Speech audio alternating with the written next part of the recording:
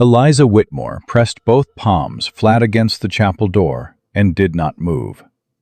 She could hear them on the other side, her stepmother's voice low and certain, the priest clearing his throat, the creak of a pew.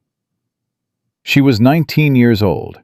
She was wearing a dress that did not belong to her, and the man waiting at the altar had never once asked for her name. If this story touches your heart, please subscribe to our channel. Leave a comment telling us what city you're watching from, and stay with Eliza until the very end. The morning Eliza Whitmore was married, the sky above Harrowfield was the color of dirty linen, pale, wrung out, offering nothing. She had not slept. She had sat the entire night in the chair beside her window with her hands folded in her lap, listening to the house settle around her the way old houses do, groaning at its joints, sighing through its walls. And she had made herself breathe slowly, steadily, the way her mother had taught her when she was small enough to still believe breathing could fix things. Her mother had been wrong about a great many things. Breathing had not fixed this. "Eliza!" Margaret's voice came through the door before her knuckles did. 2 sharp raps, then, "It is 7:30. You are not dressed." "I am aware of the hour," Eliza said. A pause. Then the door opened anyway. Margaret Whitmore had a way of entering a room that made the room feel smaller. She was not a tall woman, nor a loud one, but she carried herself with the particular precision of someone who had decided long ago that the world owed her a debt, and she intended to collect. She looked at Eliza, sitting in the chair, still in her nightgown, hair unbound, hands folded, and her expression did not change. "The carriage arrives at 9, Margaret said. "Mrs. Hale is waiting downstairs to dress you." "I don't want Mrs. Hale." "What you want," Margaret said, crossing the room and lifting the wedding dress from where it hung on the wardrobe door, "is not the relevant question this morning." Eliza looked at the dress. It was ivory silk, beautifully made, the kind of gown a woman would have wept over in gratitude under any other circumstance. It had belonged to Alexander Blackwood's first wife. Eliza had been told this 2 days ago, as though it were a practical detail, as though wearing a dead woman's dress to marry a man she had never spoken to was simply a matter of logistics. "It doesn't fit properly," Eliza said. "The bodice is too wide. Mrs. Hale will pin it." "Margaret," Eliza stood. She was not a woman who raised her voice. She had learned early that raising her voice in this house produced nothing but contempt, but she could make her stillness speak, and she did now. "I want you to tell me plainly, not the version you told Father, not the version you told the Reverend. I want you to tell me what this actually is." Margaret set the dress down across the bed. She smoothed the wrinkle from the sleeve with 2 fingers, carefully, like she was thinking through what to say or deciding how much truth the morning could hold. "It is a marriage," she said finally. "A practical one. It is a transaction. Those are often the same thing." "Clara is 17, Eliza said. "He asked for Clara first. You told him no."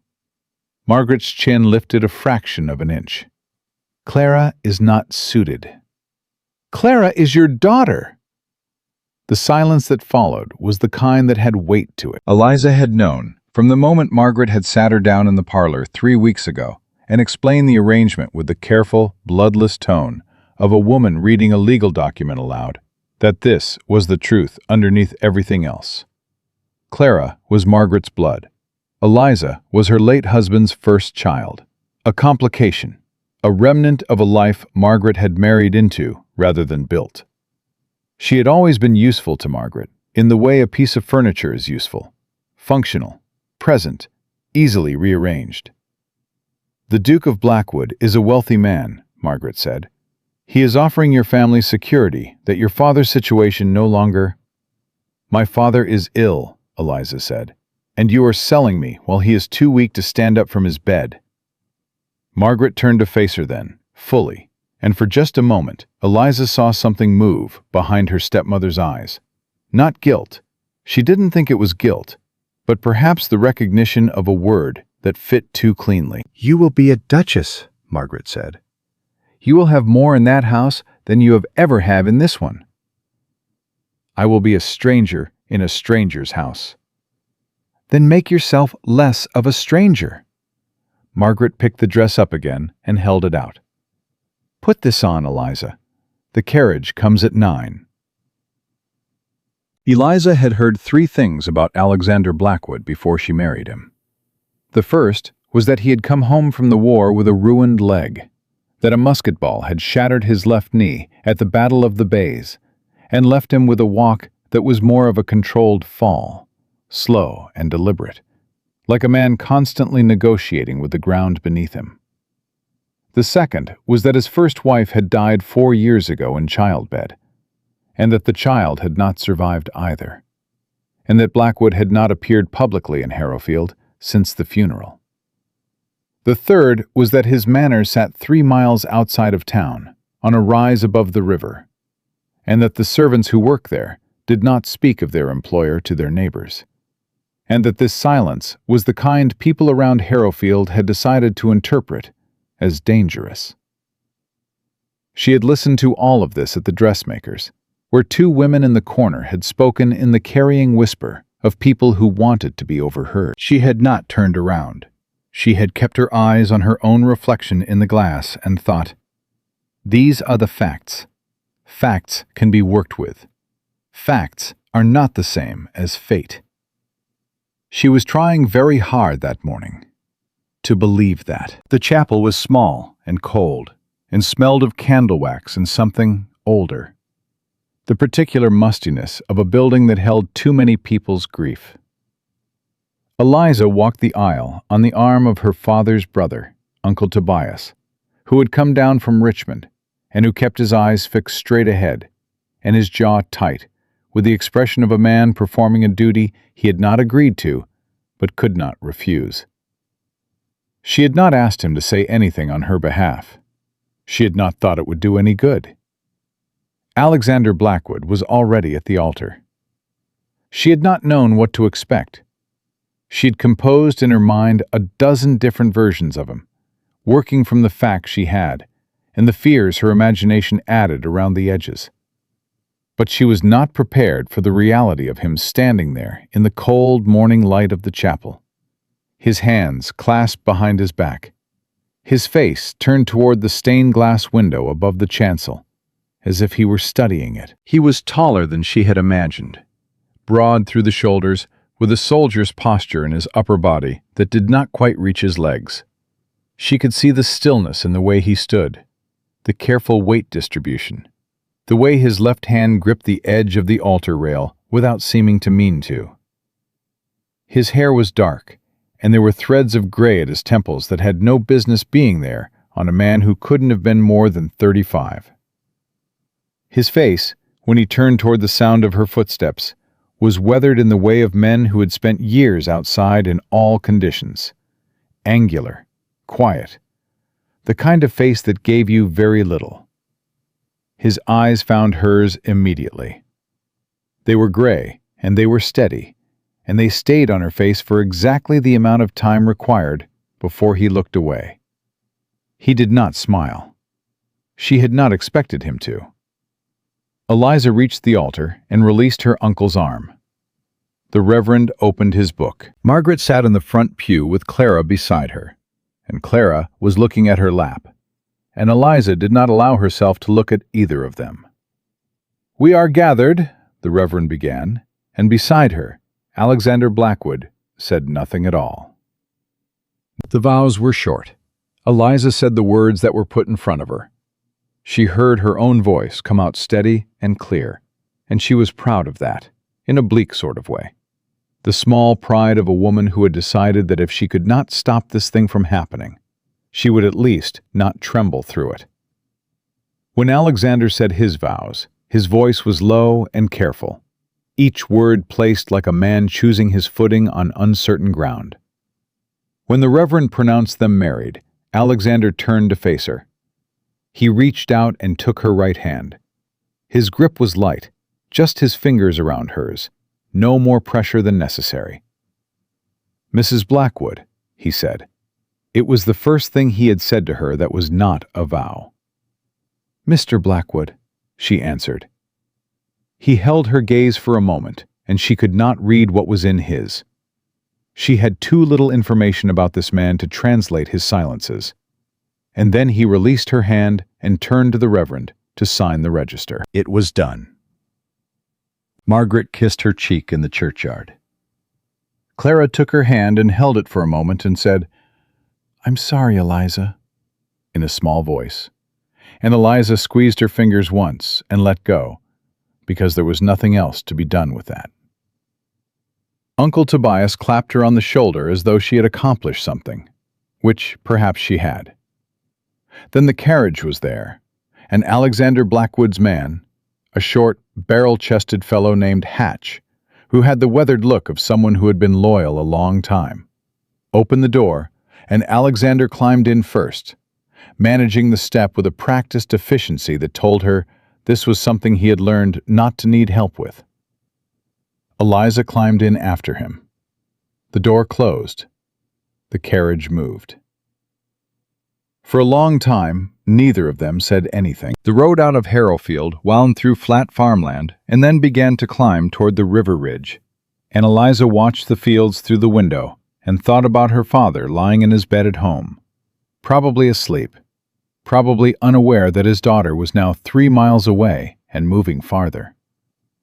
Her father had signed the papers. He had signed them in the weak, wavering script of a man whose hand had stopped obeying him, and he had not looked at her when he did it. She had told herself he didn't understand. She was still telling herself that. "You don't have to do that," Alexander said. She turned from the window. "I beg your pardon?" "Make conversation in your head to avoid making it aloud." He was watching her, his arms folded, his back straight against the seat. "I'm told I'm difficult to talk to. I'd rather you simply didn't, than worked up to it." Eliza regarded him. "That's a strange thing to say to your wife on your wedding day." "It's a strange wedding day." She almost laughed. She hadn't expected that. Hadn't expected anything that could produce the approximation of a laugh. And so she didn't let it reach her face. But she felt it somewhere in her chest, small and startled. "Yes," she said. "It is." He looked back out his window. She looked back out hers. "I want to tell you one thing," he said, after a mile had passed. "All right." "The arrangement was your stepmother's design, not mine." He kept his gaze on the window. I was not looking for this. I want you to know that. I am not a man who would choose to acquire a wife the way a man acquires property." "And yet," Eliza said carefully, "here we are." "And yet." He turned to look at her again, and there was something in his face, not quite apology, not quite grief, but something in that territory. "I will not pretend the situation is other than what it is, but I'll ask you to understand that within this house, within my house, you will not be treated as property. You have my word on that." Eliza looked at him for a long moment. She had grown up learning to hear the gap between what people said and what they meant. And she was listening hard now, turning his words over for the soft spots, the places where they might give. "Your word," she said, "such as it is." "And what is it worth, Mr. Blackwood?" He met her eyes without flinching. "I suppose you'll have to find out." Blackwood Manor rose above the river road like something that had grown there rather than been built. Gray stone, dark windows, a roofline that cut against the pale winter sky. It was not a welcoming house. But it was not a cruel one either, Eliza thought, looking up at it as the carriage rolled through the gate. It was simply an old house that had stopped expecting company. Hatch opened the carriage door, and she stepped down onto the gravel, and the cold hit her properly for the first time all morning, and she straightened her spine and made herself stand still while she took it in. 3 servants had come to the door. An older woman in a gray dress, the housekeeper, she guessed, a thin young man, and a girl who couldn't have been more than 16, all of them waiting with the particular careful expression of staff who were accustomed to watching their employer closely and had not yet decided what to make of her. Mrs. Beale, Alexander said, addressing the older woman as he came to stand beside Eliza. This is Mrs. Blackwood. Please see that the east rooms are ready. Already done, sir, Mrs. Beale said. Her eyes moved to Eliza briefly, taking a quiet inventory. Welcome, ma'am. Thank you, Eliza said. Mrs. Beale nodded, satisfied with something, though Eliza couldn't say what. Shall I have tea brought to the sitting room? Yes, Eliza said, because Alexander hadn't answered, and she was already deciding that if she was going to live in this house, she was not going to wait for permission to answer simple questions about tea. Something shifted in Alexander's expression, so slight she almost missed it. He said nothing. He led her inside. The sitting room smelled of wood smoke and old paper and something faintly medicinal, and the furniture was good, but lived in, and the walls were covered with maps. Old ones, the kind with uncertain coastlines and Latin notations in the margins. Eliza stood in the middle of the room and looked at them, while Alexander settled into a chair with the careful economy of motion she was already beginning to recognize as his particular way of managing his leg. You like maps, she said. I find them honest.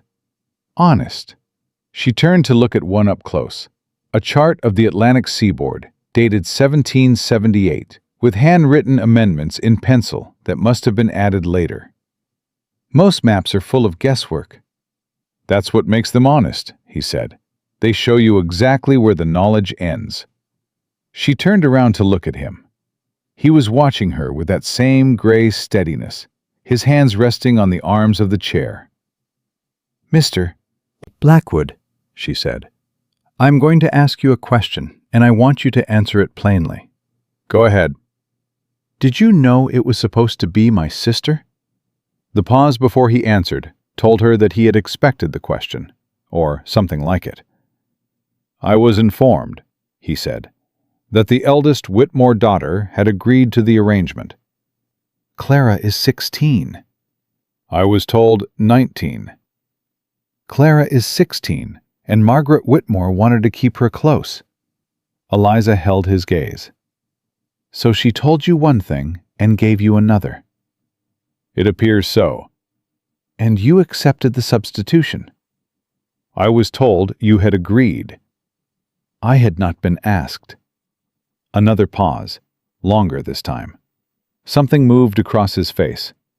It was not guilt exactly, but it was the cousin of guilt, and it sat there for a moment before he smoothed it back. No, he said. I don't imagine you were. So, Eliza clasped her hands in front of her. Her heart was going faster than she would have liked, but her voice was level, and she intended to keep it that way. Here is what I need to know, Mr. Blackwood. Not what my stepmother told you, not what the paperwork says.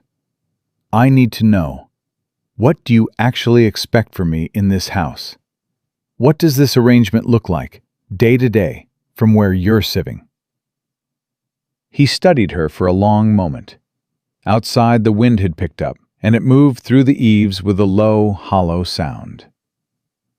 I expect, he said slowly, very little. Respectful conduct toward the staff. Your presence at meals when it suits us both. Civil interaction when we have guests, which is rare. He paused. I don't expect.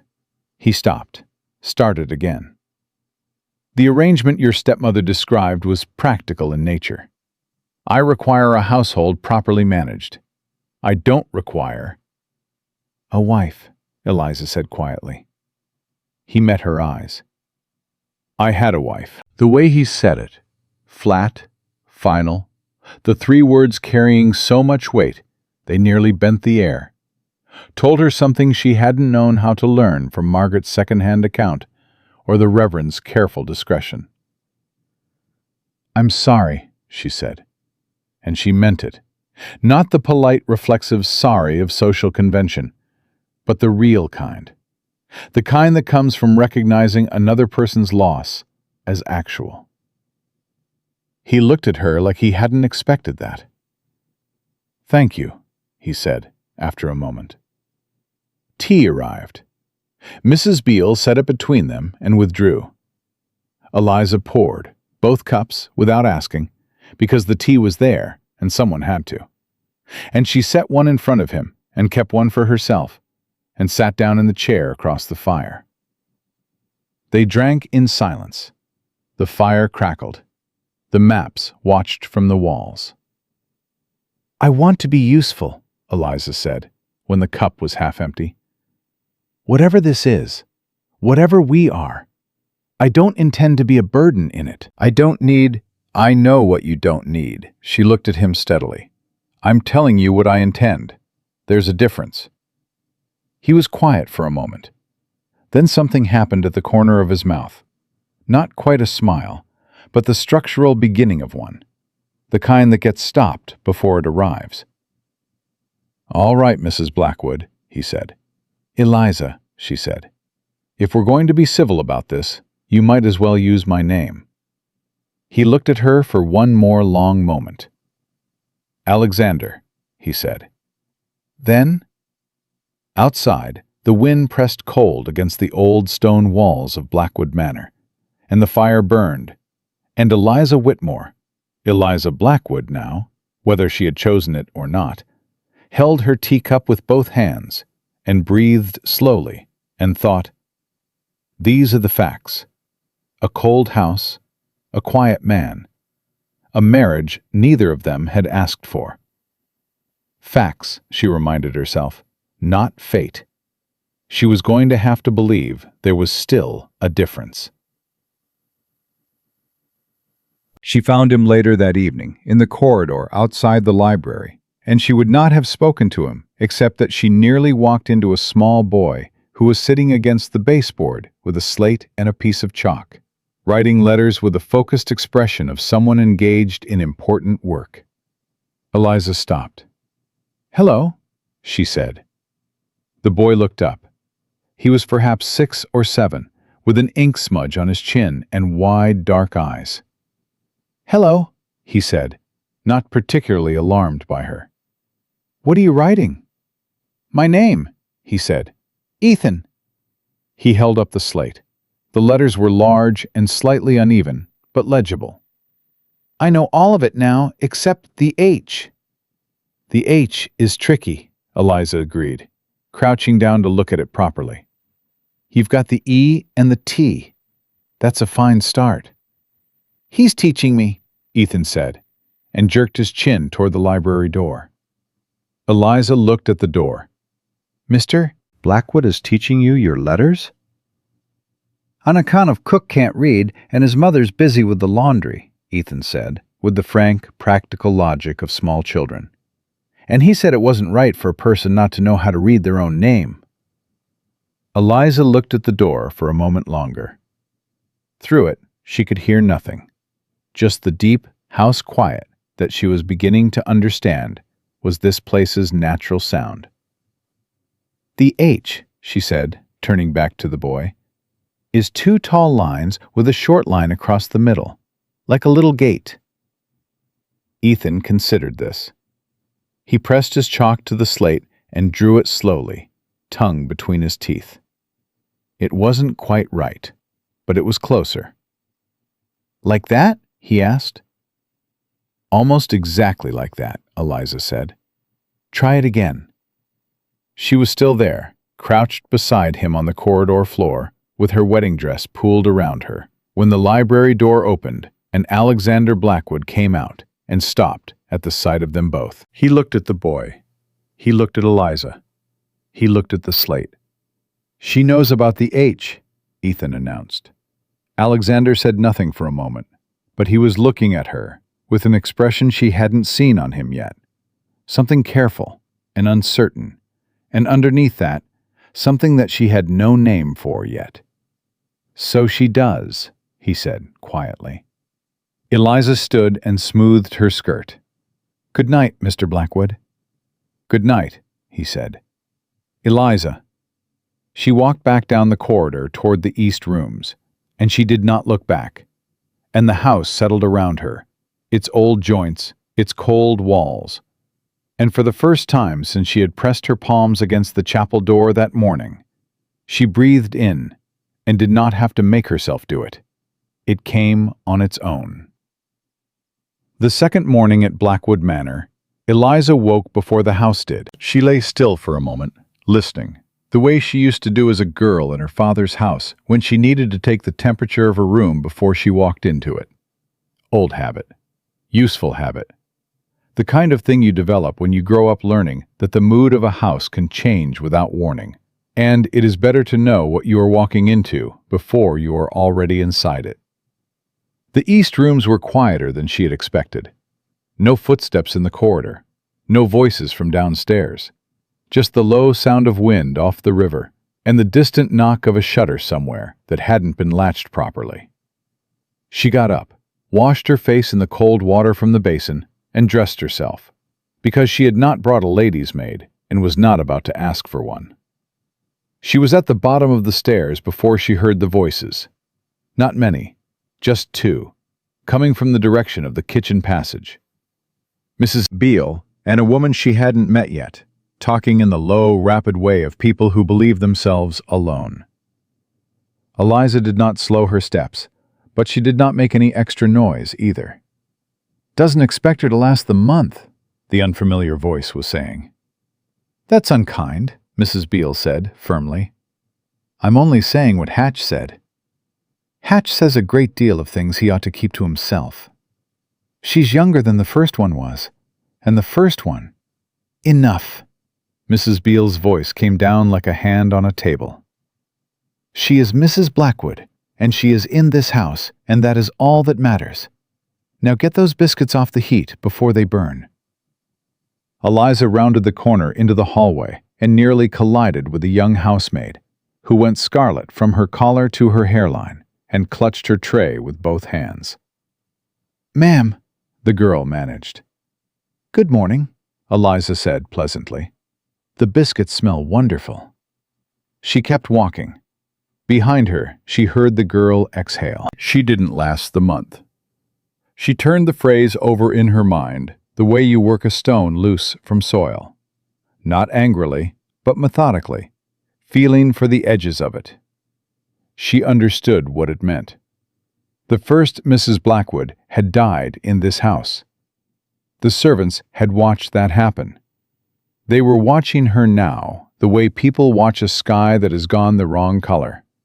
Not with cruelty, but with the particular wariness of people who have already seen the storm. She intended to give them different weather. The dining room was empty when she arrived, which surprised her. And then Alexander walked in from the far door and stopped when he saw her. "You're early," he said. "So are you." He considered this, then moved to his seat at the head of the table without further comment. Eliza sat. Mrs. Beale appeared with coffee and bread, and for several minutes neither of them spoke, which Eliza had begun to understand was not hostility so much as his natural state. A man who had learned to be alone for long enough that silence had become his first language, not his second. "I'd like to know the house," she said, when her cup was half empty. He looked up. "I beg your pardon?" "The household accounts.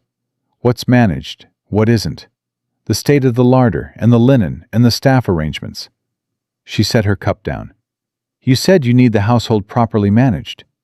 I can't manage what I don't know." He was quiet for a moment, and she had the distinct sense that he was deciding whether to be pleased or alarmed.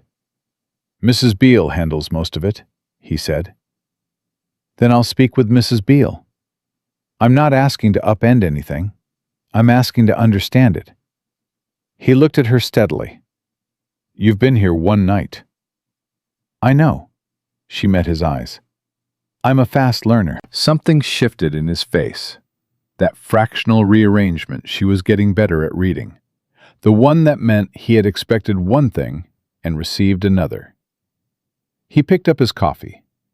"I'll tell Mrs. Beale to show you what you want to see," he said. "Thank you." They finished breakfast in silence again. But it was a different silence than the one before it. Less like two strangers in the same room, and more like two people learning the shape of each other without touching. She noticed, when he stood to leave, that he didn't reach for the chair for support. He simply rose, and the cost of it crossed his face for just 1 second before it didn't. And she understood that he had practiced this, the way she had practiced keeping her voice steady in the chapel.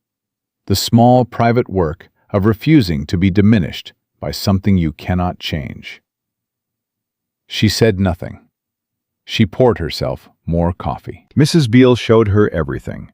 The linen inventory, the kitchen accounts, the state of the winter stores, the condition of the back parlor roof, which had been leaking since October, and about which no decision had been made because, as Mrs. Beale said, with a careful neutrality that communicated volumes, the master did not always find it easy to attend to such matters promptly.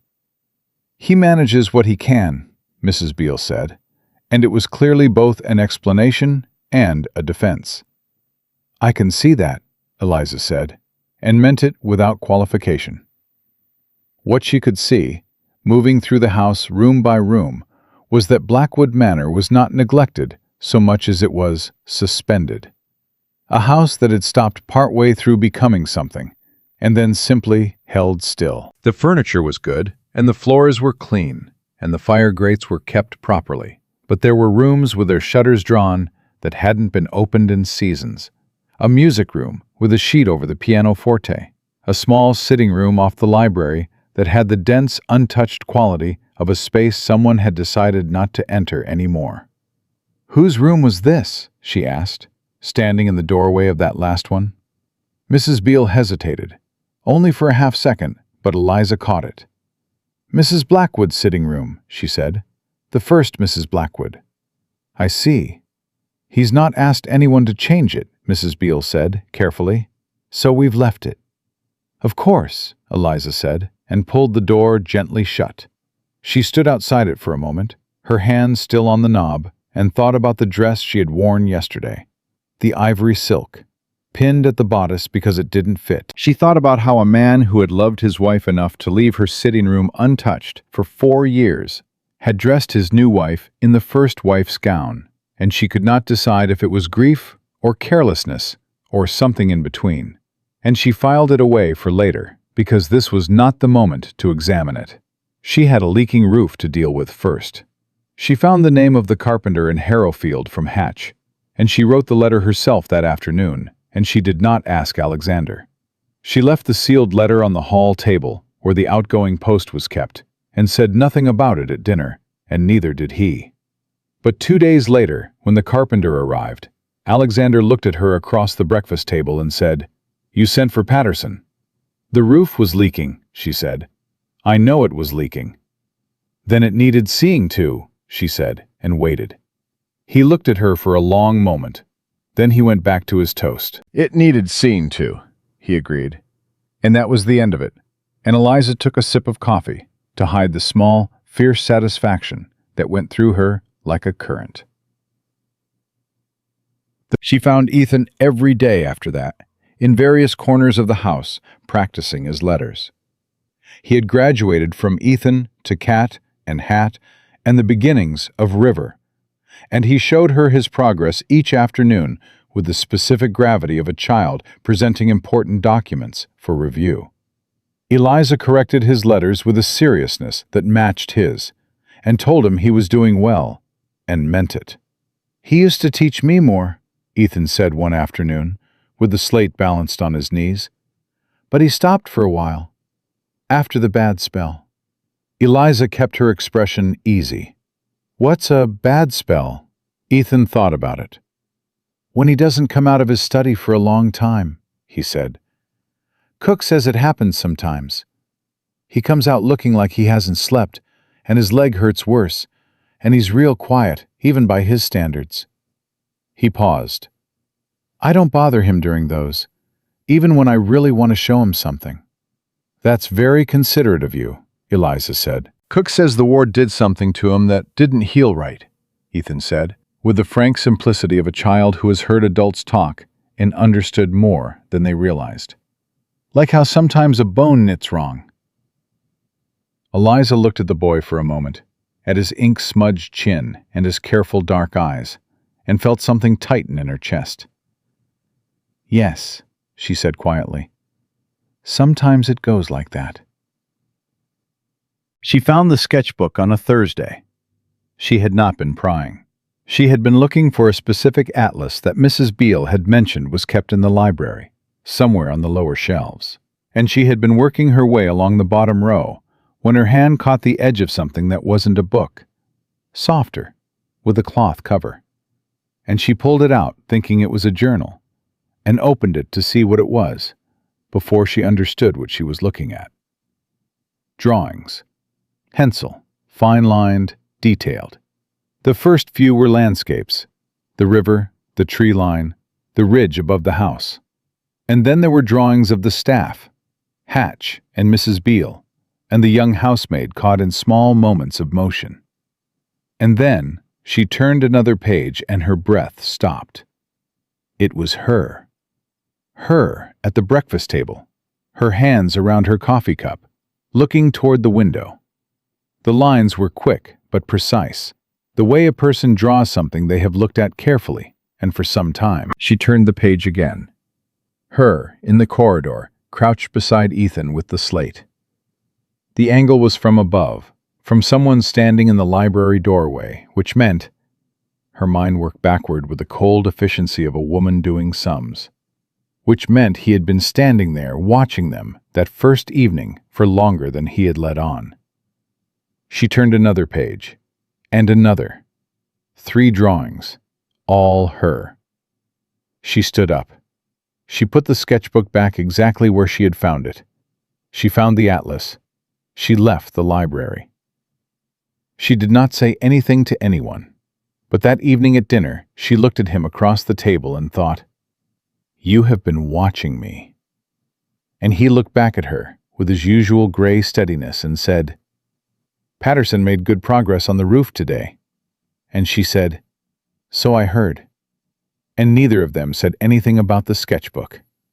But she knew. And the knowing sat inside her chest like a small, bright coal, not burning her yet, just warm, just there. The letter from Margaret arrived on a Friday morning, 10 days after the wedding. Eliza recognized the handwriting on the outer envelope and felt the familiar cold settle into her stomach. She took it to her room. She opened it. She read it standing up, which was how she had learned to receive bad news. Standing, so that if it knocked her sideways, she had further to go before she fell. "My dear Eliza," Margaret had written, in the precise, even script of a woman who believed penmanship was a form of authority. "I trust you have settled in satisfactorily. Your father sends his regards. He has had several good days this week.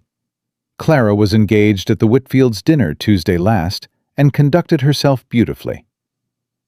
I write, dear girl, only to offer a small reminder that the arrangement you have entered into carries obligations on your side as well. The Duke of Blackwood is a man of considerable standing in this county, and it would reflect poorly on this family should his household be spoken of unfavorably.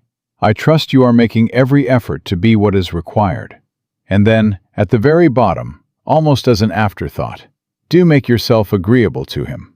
Men of his temperament are easily discouraged from women who put themselves forward."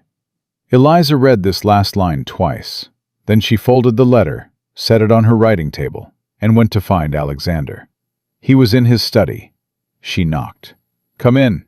He was at his desk, writing something, and he looked up when she entered, and his expression shifted immediately. Not alarm exactly, but the particular sharpening of a man who has learned to read a room quickly. "What's happened?" he said. "Nothing's happened," she said. "I want to ask you something." "All right." She sat down in the chair across from his desk without waiting to be invited. "Do you communicate with my stepmother?" He set his pen down. "She wrote to me before the wedding. Once." "What did she say?" He was quiet for a moment. Then, "She said you were agreeable and well-mannered and would cause no difficulty." "Like a horse she was selling," Eliza said. He didn't answer, which was its own kind of answer. "She has written to me as well," Eliza said, "to remind me that I should be agreeable and not put myself forward." She clasped her hands in her lap. "I want you to know something, Alexander. I intend to be fair to you and honest with you, and I intend to run this household as well as I am able. But I will not be managed by her through the post. What I do or don't do in this house is between you and me, not her." He looked at her for a long time without speaking. Outside, the wind picked up, and the bare branches of the old oak beyond his window knocked against the glass. "I agree," he said at last. She blinked. "That easily?" "It isn't easy," he said, "but it's right." He picked up his pen again. "I'll have Hatch note that correspondence from that address is to be brought directly to you and not left on the public table." "That's—" She stopped. "Thank you." He looked back at his page. "She told me you had agreed to the arrangement," he said, not looking up. "I should have asked more questions before I took her word for it. I'm sorry I didn't." The apology landed differently than she had expected. Not the smooth, managed kind, but the real kind, flat and uncomfortable, the way genuine remorse always is. "You couldn't have known," she said. "No," he said, "but I should have asked." She looked at him for a moment, at the set of his jaw, the careful way he was holding the pen, and felt the ground between them shift by a fraction of an inch. Not much, but enough to notice. "She said Clara conducted herself beautifully at the Whitfield dinner," Eliza said, because she needed to say something before the silence got too honest. "She'll make a fine match. She's a good girl." "Is she?" "She's young, and she is entirely her mother's daughter," Eliza said, with a fairness she had earned through many years of practicing it. "But yes, underneath that, she is a good girl." "And what were you underneath it?" he said, not unkindly, more like a man who had looked at several drawings of someone and was trying to understand what was underneath what he had seen. She looked at him steadily. "I was the one who asked questions," she said. "Yes," he said, and almost, he smiled. "I noticed."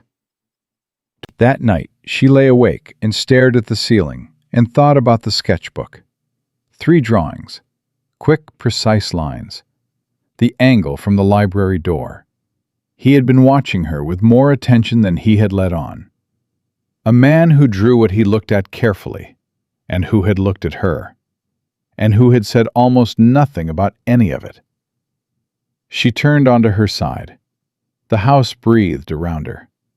She thought about Ethan saying, "Like how sometimes a bone knits wrong." She thought about the sitting room with the sheet over the pianoforte and the door no one opened. She thought about a man who taught a small boy his letters in a corridor because it wasn't right for a person not to know how to read their own name.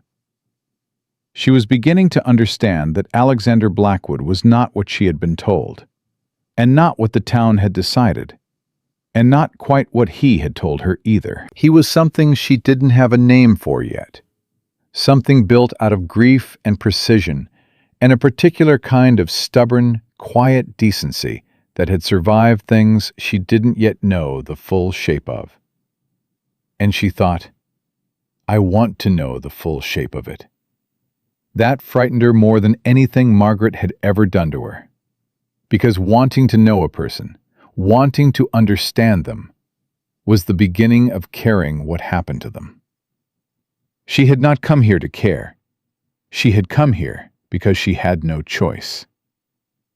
But she lay in the dark and she felt that small coal of warmth in her chest, the one that had been there since the sketchbook. And she knew with the particular honesty that comes only in the dark that it was already too late to pretend she didn't feel it. She pressed her hands flat against the mattress, the same way she had pressed them against the chapel door, and she breathed slowly, and she told herself, "These are the facts. A man who draws what he watches. A house full of grief." A letter from Margaret, sitting on her writing table like a small, cold stone. And underneath all of it, the thing she couldn't quite name yet, the thing that scared her more than the rest of it combined, the slow, steadily growing sense that she did not want to leave. She told herself it was nothing. That was what she did for the next 3 days. Moved through the house, managed the household, spoke to Alexander at meals with the same steady civility they had established, and told herself that the thing she had felt lying in the dark was nothing more than the natural consequence of proximity. You live close to a person, you begin to notice them. That was all it was.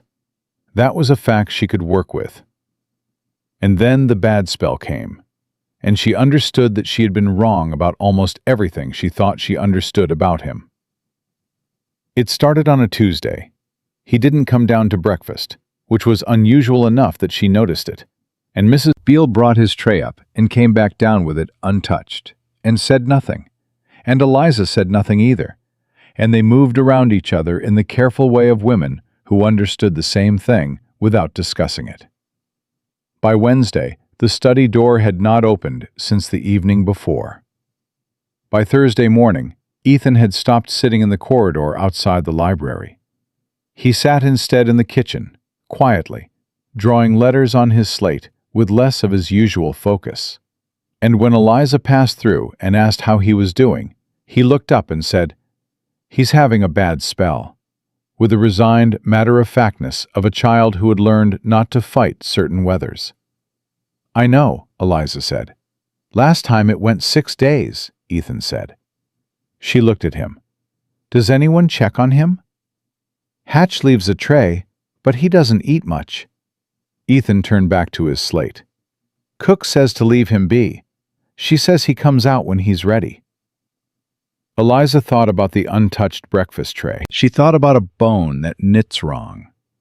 She thought about a man who had been surviving the wrong kind of silence for 4 years and calling it being fine. She went to the study door and knocked. Nothing.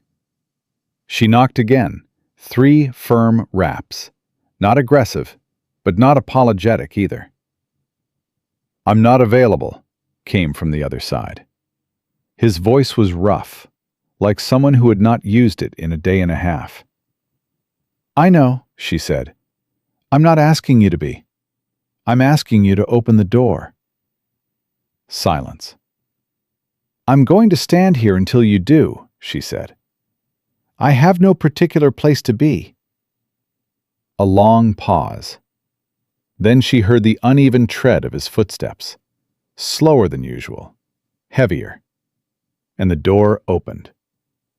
She had been prepared for him to look bad. She had not been prepared for the specific way he looked bad, which was not dramatic, not the romantic dishevelment of fiction, but the plain, exhausted undoing of a man who had been fighting something internal for 3 days and was losing. His jaw was unshaved. His shirt was untucked. His eyes were the color of a river in winter, flat, gray, cold. And they looked at her with an expression she could only describe as the face of a man who was too tired to pretend. "I don't need anything," he said. "I didn't ask what you need," she said. "I asked you to open the door. You did. That's all I wanted." He stared at her. "That makes no sense." "Sit down, Alexander," she said, not unkindly, but with the quiet authority of a woman who had made up her mind about something. "Before you fall down." He held the door frame for a moment. Then, without a word, he turned and walked back into the study, and dropped into the chair by the cold fireplace, and she came in after him and closed the door behind her. The fire was out. The tray from yesterday sat on the corner of his desk, untouched. She did not remark on either of these things. She went to the fireplace, knelt down, and began to build the fire back up, because it was cold, and the cold made his leg worse, and she knew that without having been told. "You don't have to do that," he said. "I know," she said, and kept doing it. She had the fire going in 5 minutes. Her father's first house had had bad flues, and she had learned young. She stood up, dusted her hands, and sat down in the chair across from him. His eyes followed her the whole time, with that flat, exhausted gaze. "You're not going to ask me questions," he said. It came out like an accusation, but also like a hope. "No," she said. "Then why are you here?" "Because you've been alone in this room for 3 days, and nobody came." He looked at her for a long moment. Something moved behind his eyes. She caught it. The particular flinch of a person who has learned to expect nothing and received something instead, and doesn't quite know how to process it. "I'm used to it," he said. "I know you are," she said. "That doesn't make it right." The fire cracked and caught behind her, and the warmth began to build, and Alexander Blackwood sat in his chair and looked at his hands, and Eliza sat across from him and said nothing, because she had understood by now that silence with this man was not emptiness. It was a medium, like water, and things moved through it if you let them. She waited, and after a while, longer than she had expected, long enough that the fire was burning properly and the room had begun to warm, he said, quietly, to his hands, "I had 12 men under my command." She didn't move. "At the bays," he said, "I had 12 men, good men, most of them young. Boys, really, some of them. Younger than Eliza had been when she married. Younger even than that." He stopped, started again. "We were ordered to hold a position that was already lost. Everyone above me knew it was lost. But the order came down, and you follow the order. That's the work. So I took my 12 men, and I held that position for 7 hours. And when it was over, he stopped. His jaw tightened. 8 of them didn't come home," he said. "The 4 that survived, I've thought about them every day since. Whether they're all right. Whether they think about it the way I do." He paused. "Whether they blame me." "Do you blame yourself?" Eliza asked. "Every day," he said, without hesitation.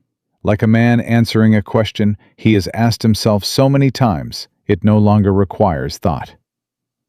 "For following the order?" "For surviving it." His voice was level, but she could hear the depth underneath it. The way you can hear the depth of a river from the sound of it without seeing the bottom. 4 of us walked out. 8 didn't. I don't know why it went that way. I've never been able to make sense of it. And when I can't make sense of something..."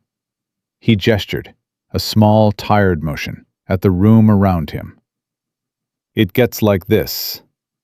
Eliza was quiet for a moment. She was thinking about what to say, with more care than she had thought about almost anything since she had arrived at this house, because she understood that this was not a moment for platitudes, and it was not a moment for the comfortable, reassuring things people say when they don't know what else to offer. "You didn't fail them by surviving," she said. He looked up at her. "I mean that plainly," she said. "Not as comfort, as a fact." She leaned forward slightly. "You followed an order that was already wrong before you received it. You held that position for 7 hours. You brought 4 men home when the position was lost. That is not failure. That is a man doing an impossible thing in an impossible situation, and living with the cost of it. And the cost is real, but it is not guilt. It is grief." He stared at her. "Those are different things," she said. "Guilt means you did something wrong. Grief means you lost something real." You've been carrying this like it's guilt for 4 years, and I think that's the thing that's knitting wrong. The silence that followed was the kind that has a texture to it, dense, charged, the kind that comes before something shifts. He turned his face away from her, toward the fire, and she could see the muscles in his jaw working, and she did not look away, because she had decided weeks ago on the floor of a chapel that she was not going to flinch from this man, and she was not going to start now. "Where did you learn to talk like that?" he said, finally. His voice was rough. "I grew up in a house where nobody said what they meant," she said. "I got very good at finding it anyway." He was quiet for another moment. Then he said, very low, almost to the fire, "She said the same thing. My wife. Not those words, but she was the only person who ever made me feel like surviving was not something I needed to apologize for." He paused. "And then she was gone, and I didn't have that anymore. And I didn't know how to—" He stopped. "I understand," Eliza said softly. "You couldn't possibly."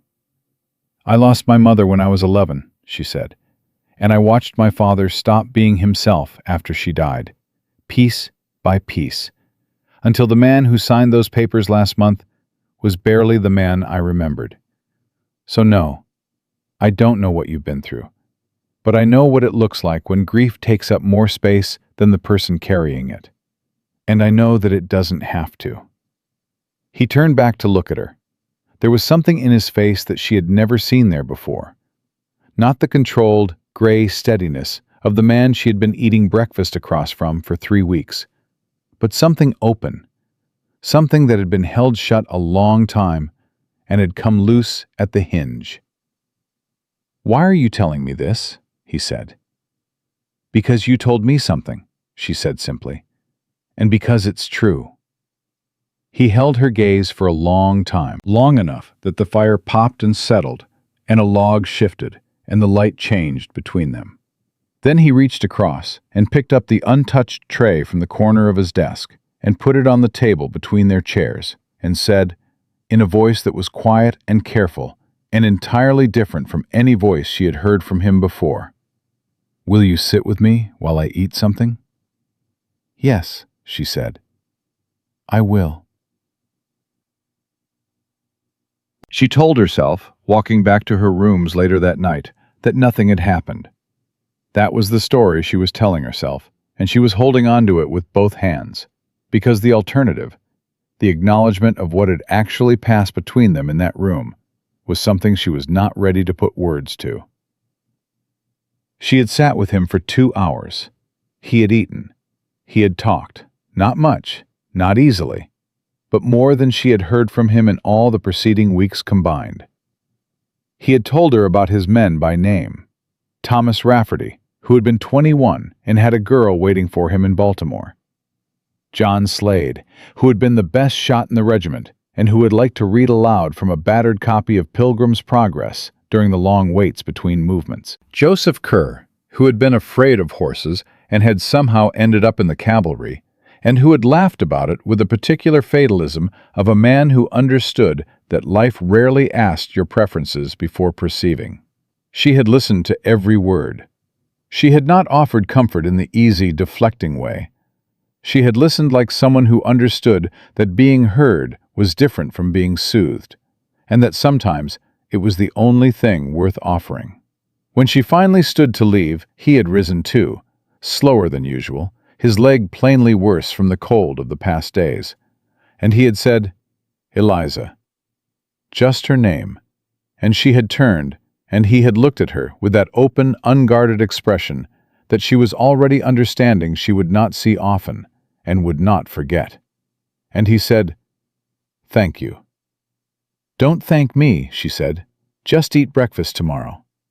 And she had walked out before the moment could become something she didn't know how to carry. He was at the table in the morning, shaved, dressed, upright, his hands around his coffee cup. He looked at her when she came in and said, "Good morning," and she said, "Good morning," and they were back in their usual register, and she was grateful for it. And she was also, in some place she was not examining directly, a little disappointed.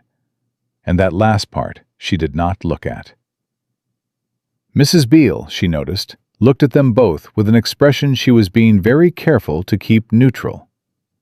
Hatch, bringing in the bread, had the demeanor of a man who had heard news and was deciding where to file it. She was, she realized, being watched by the entire household with the specific attention of people who care about an outcome. And that should have been alarming. She was a stranger here. She had been here less than a month. But instead it felt, strangely, like being held accountable to something that mattered. And she found that she did not mind it. "There's a gathering at the Ashford house this Saturday," Alexander said, without looking up from his plate. "They've invited us." She looked at him. "Both of us?" "Apparently my return to society is anticipated," he said, with the dry, clipped tone she had learned meant he was uncomfortable. "The Ashfords are good people. Dr. Ashford attended me after the bays. His wife has been patient about the invitations I've declined." "How many have you declined?" He paused. "Several." "How many is several?" "All of them," he said, "for 4 years." She absorbed this. "And you want to go to this one?" He looked up at her then, and his expression had that careful, effortful quality of a man doing something he has decided to do, despite everything in him that would rather not. "I thought," he said, "that I might." She understood, without him saying it directly, that this was connected to the conversation in the study. That something had shifted. That he was, in his particular, careful way, trying to move. "Then we'll go," she said. He nodded once and went back to his breakfast. But his shoulders, she noticed, had dropped a fraction. The release of a breath held too long. She was in her room that evening when she heard the sound from below. A sharp crash, followed by silence, followed by a sound she couldn't immediately identify. She was down the corridor and on the stairs before she knew she'd decided to move. She found him in the hallway at the bottom, one hand on the wall, the small side table overturned beside him, the vase that had stood on it in pieces on the floor. He had his head down and his jaw set in the particular rigid way of a man in pain who has decided not to acknowledge it. "Alexander?" "I'm fine," he said, without looking up. "You're not." "The floor is wet," he said tightly. "I slipped. I'm fine." "Look at me," she said. He didn't.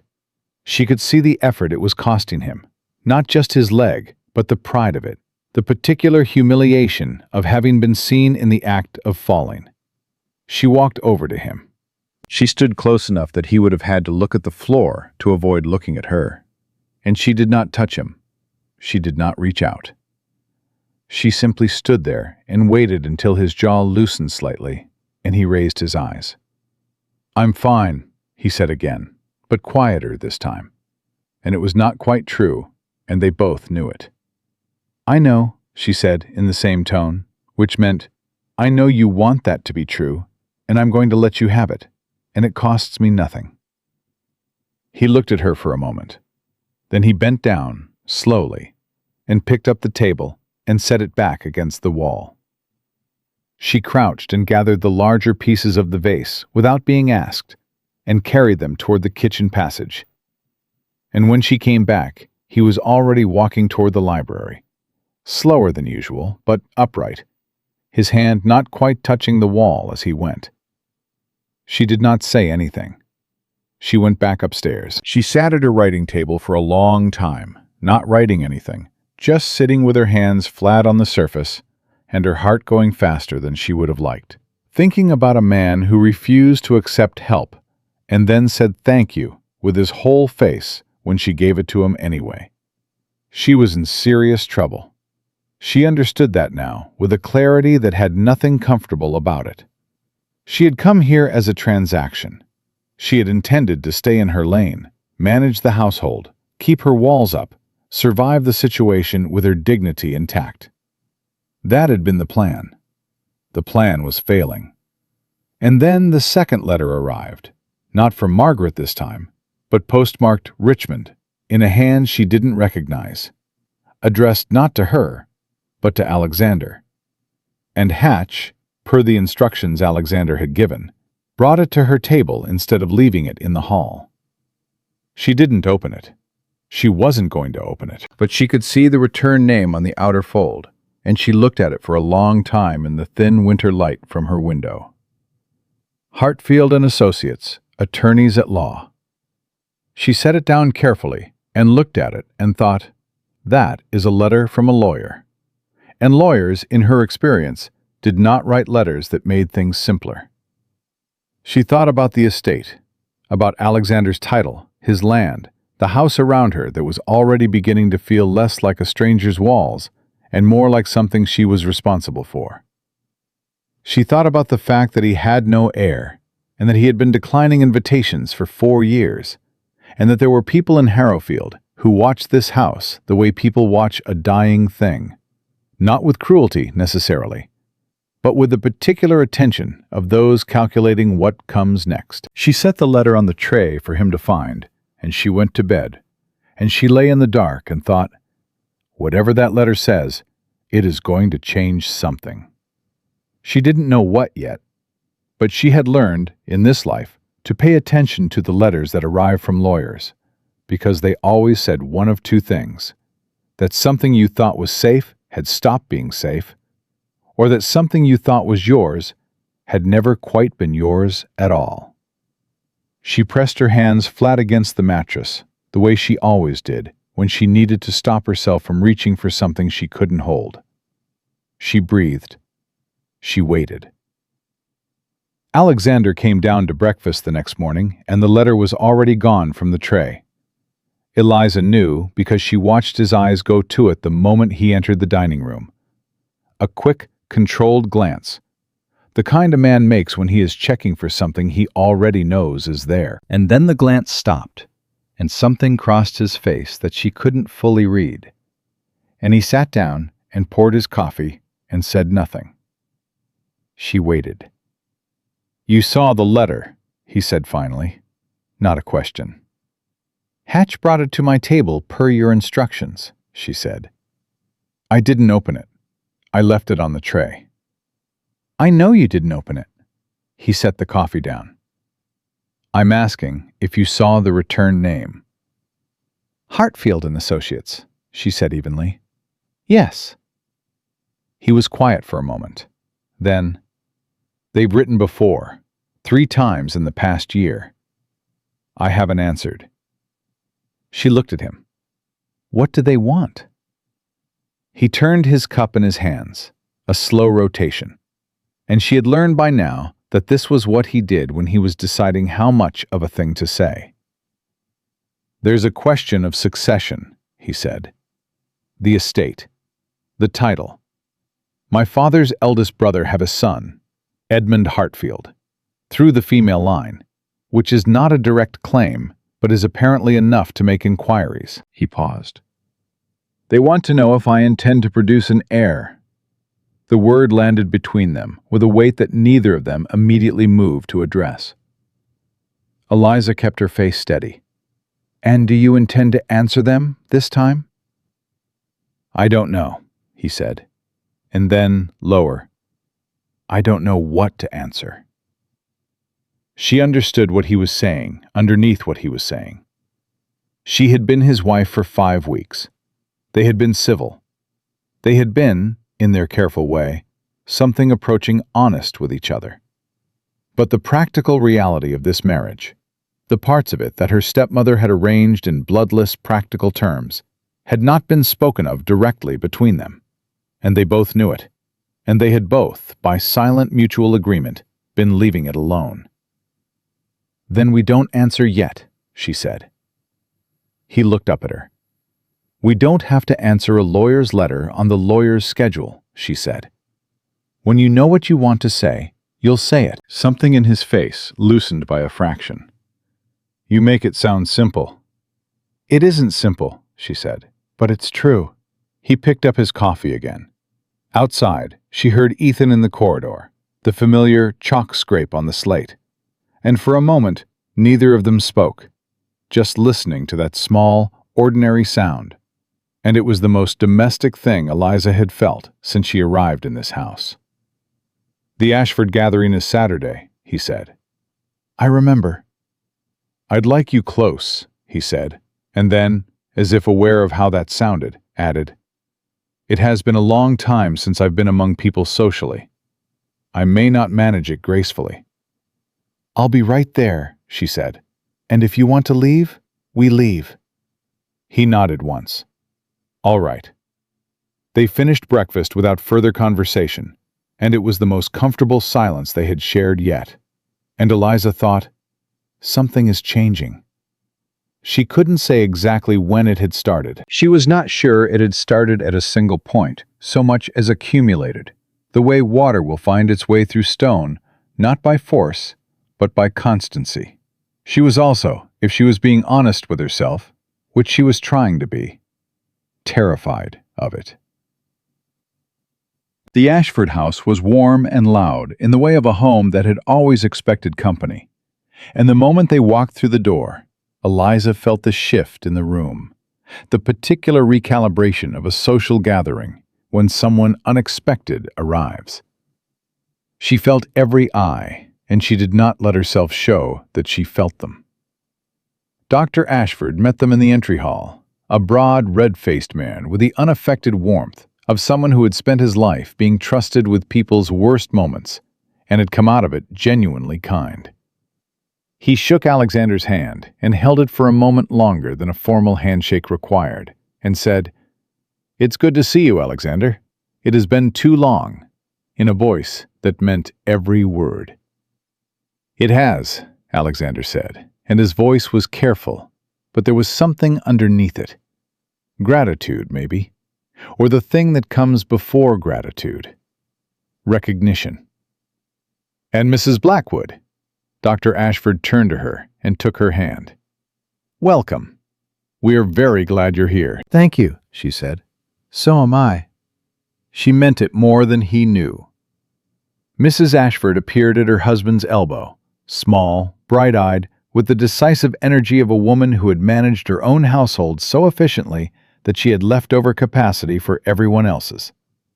She took Eliza's arm and said, "Come, you must meet everyone," and drew her into the parlor before Eliza had time to think, which she suspected was intentional. She glanced back once.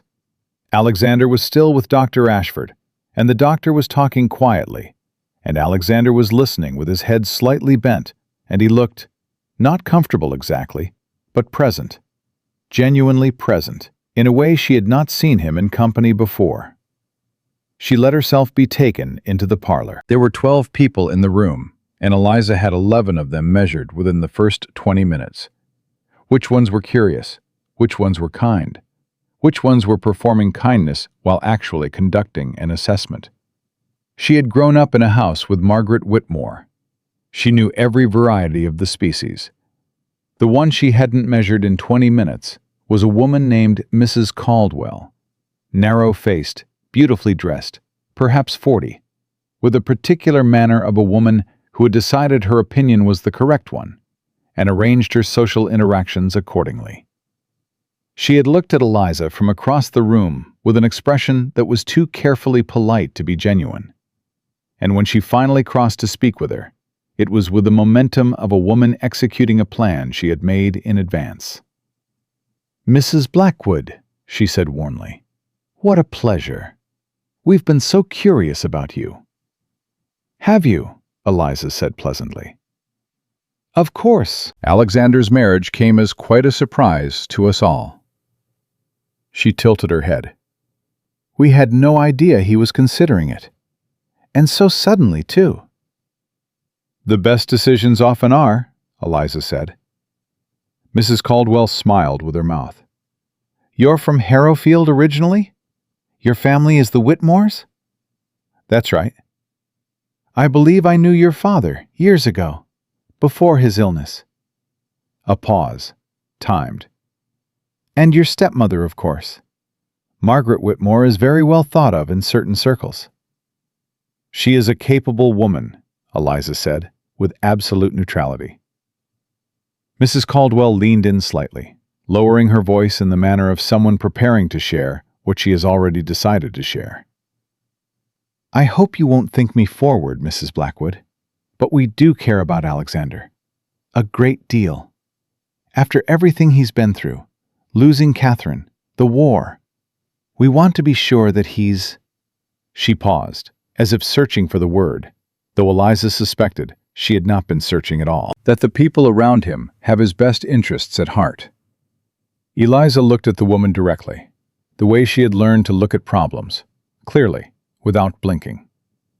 Mrs. Caldwell, she said, I appreciate the sentiment, and I understand the concern. She kept her voice light, but she did not soften it. But I would say to you what I would say to anyone who asked that question. How I conduct my marriage is between my husband and me.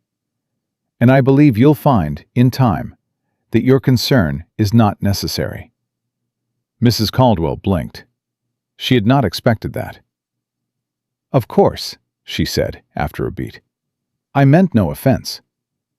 None taken, Eliza said, and turned to accept a cup of tea from the passing tray, with the ease of a woman who had concluded a conversation on her own terms. Her heart was going rather fast, but her hands were steady, and that was what mattered. She found Alexander near the window later, speaking with a younger man she hadn't met.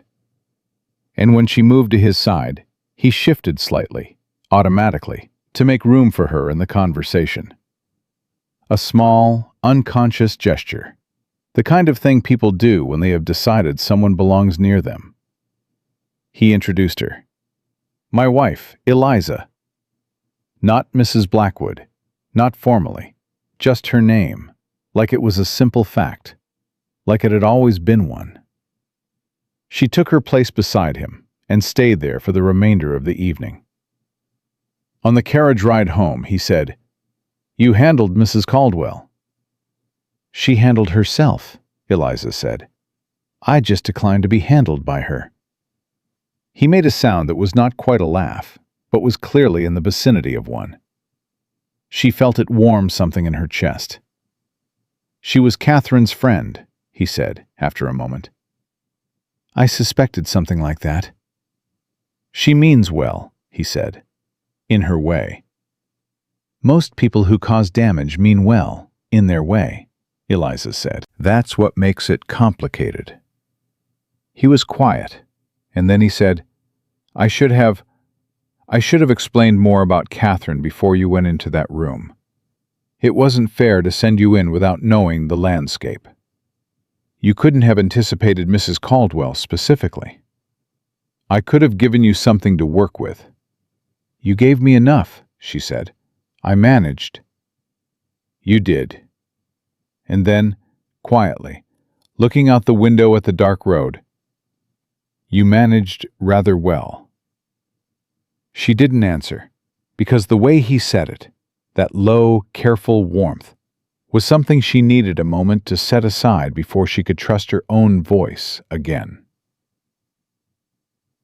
The second letter from Hartfield arrived 4 days later. This one was addressed to them both.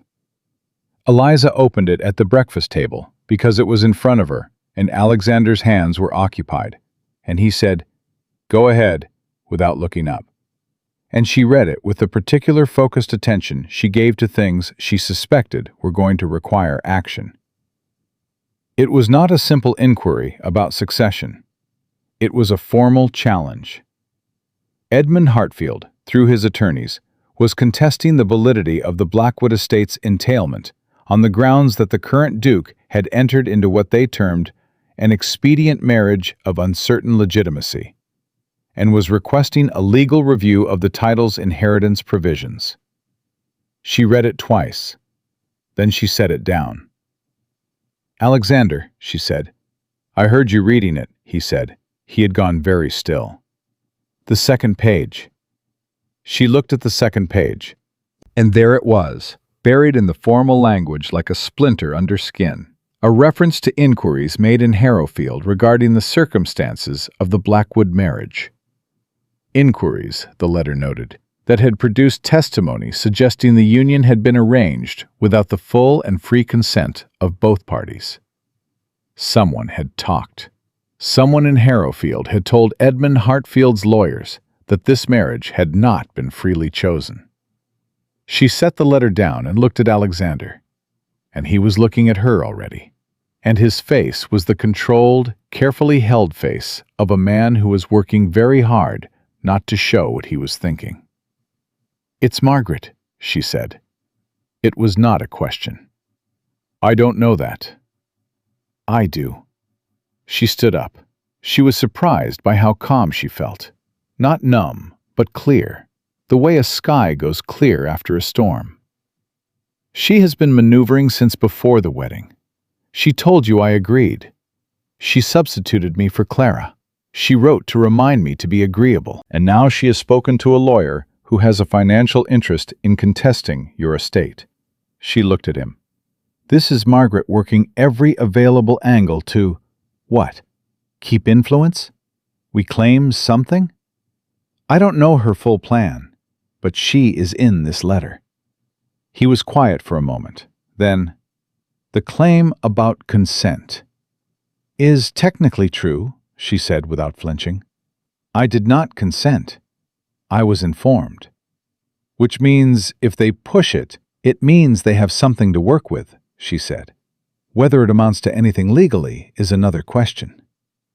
He stood up too, and for a moment they were both standing across the table from each other, and she could see him processing it the way he processed everything, methodically, the way a soldier takes inventory after an engagement. "I need to write to my own attorney," he said. "Yes," she said. "Today." "And I need—" He stopped. "What?" He looked at her directly. "I need to understand what you want," he said. "Because if this goes to any kind of formal review, they will ask you directly. They will ask you whether this was your choice." He paused. "And I need to know what you'll say. Not what the right answer is, what you actually want to say." It was, she realized, the most honest thing he had ever asked her, and it deserved the most honest answer she had. "I want to say," she said carefully, "that whatever this was when it started, it isn't that anymore." She held his gaze. "I want to say that I am here by choice now, even if I wasn't when I arrived. And that is the truth. I can say it in front of any lawyer in Virginia, and I will not flinch." He looked at her for a long time. Long enough that the fire popped, and the clock on the mantel ticked through several seconds, and the morning light moved a fraction across the floor. "Eliza," he said, and his voice had dropped to something she had never quite heard from him before. Not the controlled, careful register of their daily civility, but something underneath that, something unguarded and low and real. "Don't," she said quickly. He stopped. "Not right now," she said. "Not in the middle of this. Say what you need to say when there isn't a lawyer's letter on the table." He breathed. "All right," he said. "All right." She picked the letter up. "Write to your attorney. I'll write to mine. I know a man in Richmond who handled my father's affairs before Margaret took over the household. He'll know who Edmund Hartfield actually is, and what he actually wants." She looked at Alexander. "This is a money matter, not a principle matter. Edmund Hartfield doesn't care about your marriage. He cares about the estate. If we can demonstrate clearly that this marriage is real and functioning—" "It is real," Alexander said, "and the flatness of it, the way he said it like a statement of geography, like something he had decided," stopped her mid-sentence. She looked at him. "It is real," he said again, quieter. "Whatever else is complicated. That part is not." She held his gaze for a moment. Her heart was doing something she did not have time to examine. "Then we have something to work with," she said. Mrs. Beale found her an hour later in the small office off the kitchen where the household accounts were kept. writing the letter to her father's attorney, and said, "Ma'am, you have a visitor." Eliza looked up. "Who?" Mrs. Beale's expression was doing something careful and controlled. "Mrs. Whitmore," she said, "and Miss Clara." The pen stopped in Eliza's hand. "She came here?" Eliza said. "Yes, ma'am. Arrived by carriage not 10 minutes ago. I've put them in the front parlor." Eliza set the pen down very deliberately. She thought, for one moment, about the letter on the table and the lawyer's name and the word consent written in formal script on creamy paper. She thought about Alexander in his study, writing to his own attorney. She thought about everything she had built in this house in the past 6 weeks, quietly, piece by piece, the way you build something you intend to last. "Tell Mr. Blackwood," she said, rising and smoothing her dress, "and then bring tea to the front parlor." "Yes, ma'am," Mrs. Beale said. And then, with the quiet certainty of a woman who had been watching this household for a long time and had made up her mind about things, "You handle it exactly right, Mrs. Blackwood. You always do." Eliza looked at her for a moment, at the steady, warm solidity of this woman who had seen a marriage go badly and a man go quiet for 4 years and a house go still, and who was now looking at her with something that was unmistakably faith. She lifted her chin. She walked to the front parlor. Margaret was standing at the window when she entered, dressed impeccably, her hands folded in front of her, exactly as she always stood, like someone who had positioned herself in advance. Clara was seated in the chair by the fireplace, and she looked up when Eliza came in with a complicated expression that contained several things at once: relief, anxiety, and something Eliza read as warning. "Eliza," Margaret said, turning, "my dear, we were in the neighborhood." "You were not in the neighborhood," Eliza said pleasantly, sitting down across from Clara and gesturing to the settee for Margaret, who did not sit. "Harrowfield is 6 miles. You came deliberately." Margaret's eyes moved around the room in the quick, calculating way she had, taking inventory. "I wanted to see how you were settled. It's been weeks." "It has," Eliza agreed. "I've been very well." "You look it," Margaret said, and she said it with a particular inflection that meant she was assessing something. "The house is," she paused, "well maintained." "It is." A silence. Clara looked at her lap. Eliza kept her eyes on Margaret. "I've heard," Margaret said carefully, "that there may be some legal question about the estate." There it was. No pretense of a social call, no circling. Just Margaret, moving to the point the way water moves downhill. "Have you?" Eliza said. "Edmund Hartfield is a persistent man," Margaret said. "I understand he has raised some concerns about the circumstances of my marriage," Eliza said. "Yes, I know. I read his letter this morning." She held Margaret's gaze without blinking. "Just as I am now reading yours." Margaret's face tightened, just slightly, just for a second. "I don't know what you mean." "I think you do," Eliza said. And then, very quietly, because she had learned that the quieter she spoke, the more it landed, "You spoke to his lawyers, didn't you?" The silence lasted perhaps 4 seconds. Clara made a small, involuntary sound. "I spoke to no one," Margaret said. "Mother," Clara said, very softly. Margaret turned her head toward her daughter. One sharp, warning look. Clara looked back at her mother, and then at Eliza, and she said, in the voice of someone who has been holding something for too long and has finally put it down, "She met with a man named Graves in Harrowfield 3 weeks ago. He said he was collecting information about the marriage. She told him—" She stopped. "She told him you hadn't agreed to it." The room was completely still. Margaret turned back to face Eliza. Her expression had not broken, but something underneath it had shifted. The particular shift of someone who has been caught, and is now deciding what posture to adopt next. I was protecting the family, she said. Whose family? Eliza said. All of us. If the estate becomes contested, if there is legal trouble, then it will be legal trouble that you created, Eliza said. Her voice was steady. It was, she thought distantly, the steadiest she had ever heard it. You arranged this marriage without my consent. You substituted me for Clara. You told Alexander I had agreed. And then, when the marriage turned out to be something you couldn't control, you gave his enemies the ammunition to contest it. I was not a solution, Eliza said. I was a person. I am a person. And this, she gestured, a single contained motion that took in the room, the house, the whole of it. This is my home, and I will not allow you to take it from me. The door opened. Alexander came in. He took the room in one practiced glance. Margaret by the window, Clara in the chair. Eliza sitting forward with that particular stillness he had learned to recognize as the posture she adopted when she had decided to hold her ground. He moved to stand beside Eliza's chair, not behind her, beside her, and he did it without looking at her. Just crossed the room and stood there, and that was all.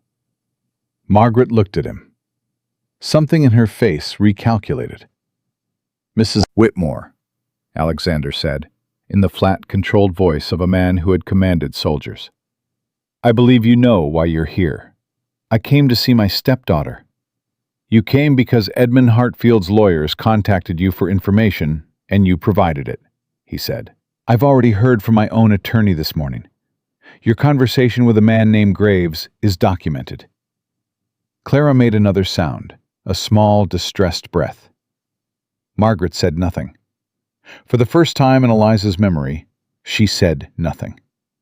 My wife, Alexander said, and those two words carried the full, deliberate weight of a man who had chosen them carefully, is exactly that. My wife.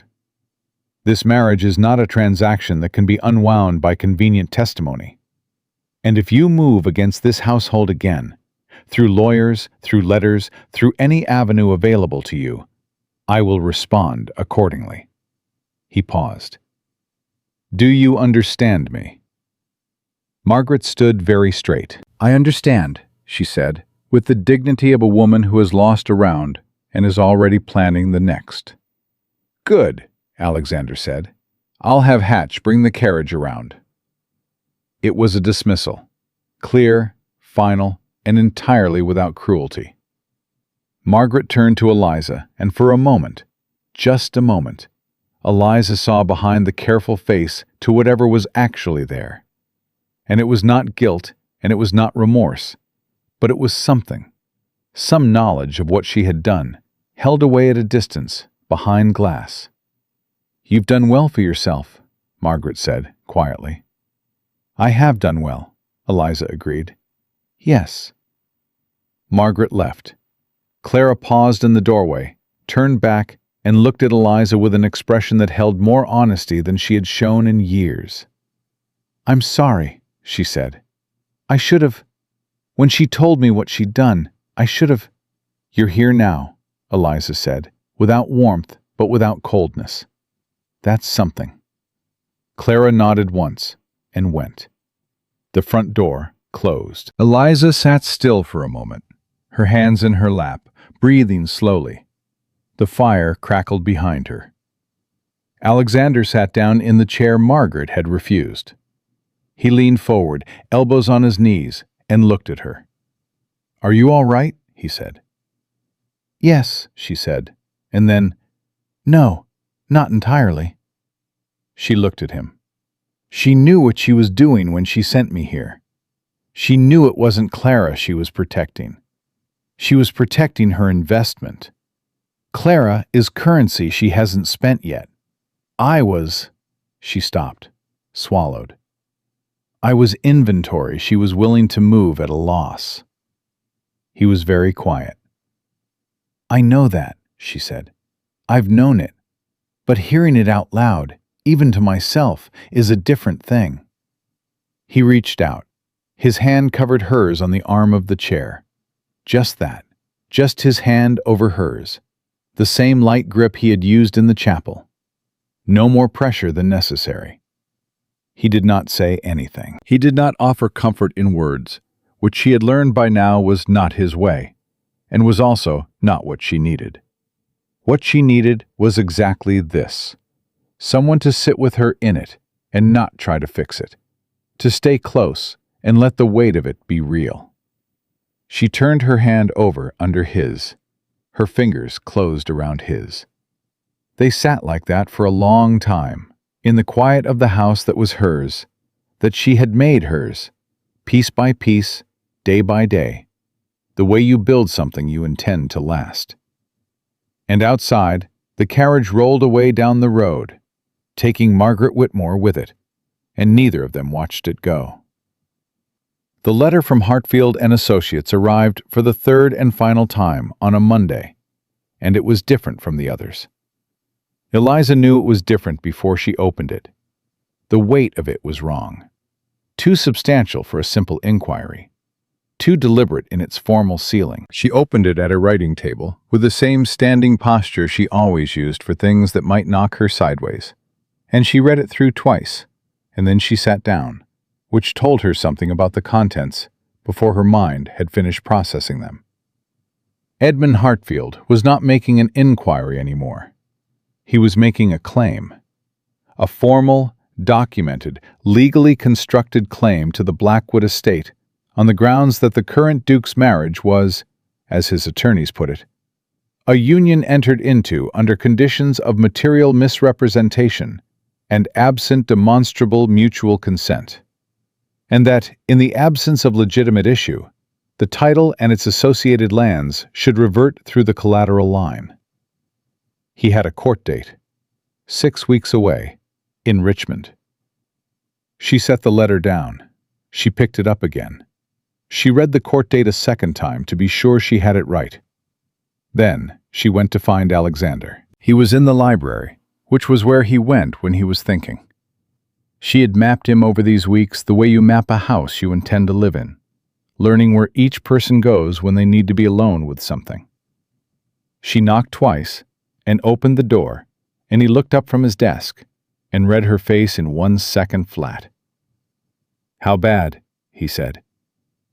She handed him the letter and sat down and watched him read it. He read it the way he did everything, without visible reaction, controlled, methodical, his eyes moving steadily down the page. But she had learned to read him past the surface, and she could see it in the set of his jaw, and the way his left hand had closed around the edge of the desk, not gripping, just resting there, with a pressure that told her he was working to keep himself level. He finished. He set it down. 6 weeks, he said. Yes. He's been moving faster than I thought. He was quiet for a moment. My attorney had said he didn't believe Hartfield had sufficient standing to bring a formal challenge. He was wrong. Your attorney was working from the assumption that Margaret hadn't provided documentation, Eliza said. She did. Clara confirmed it. Whatever she told that man Graves, it was enough for them to build on. Alexander stood up. He moved to the window, not looking out of it, just standing near it, the way people stand near walls when they need something solid. If this goes before a court in Richmond, he said, they will depose you. I know. They will ask you directly, under oath, whether you consented to this marriage. I know that too. He turned to face her. And what you told me, weeks ago, that you are here by choice now, even if you weren't at the start? That is true. I believe you. But a court will not ask what is true in your heart. They will ask what was true on the day of the ceremony. And the answer to that question is complicated, she said. Is damaging, he said, if you answer it honestly. She looked at him steadily. Are you asking me to lie? No. The word came out fast and flat. I am never asking you that. I am asking you to understand what is at stake and to tell me what you want to do. Because this is your name and your word and your life, Eliza, not mine to direct." She stood up too. She walked to the desk and put both hands flat on it, the way she had pressed her palms against the chapel door the morning this began. And she thought about that girl. 19 years old, borrowed dress, someone else's vows. And she thought about the woman standing in this room right now, and the distance between them. "Here is what I want to do," she said. "I want to go to Richmond. I want to stand in front of whatever court Hartfield has arranged, and I want to tell the truth. Not a version of it. The truth." She met his eyes. "That I did not consent on the day of the ceremony, that the arrangement was made without my full knowledge, and that every single day since I have chosen to stay. I have chosen this house and this household and—" She stopped. "And this marriage, whatever it is, whatever it's becoming. I have chosen it, and no court and no lawyer and no man named Edmund Hartfield gets to tell me that my choice doesn't count because it came a month late." He looked at her for a long time. His face had done the thing it did sometimes, come open, unguarded, the hinge loosened, and he was looking at her with the full, unshielded weight of it, and she did not look away.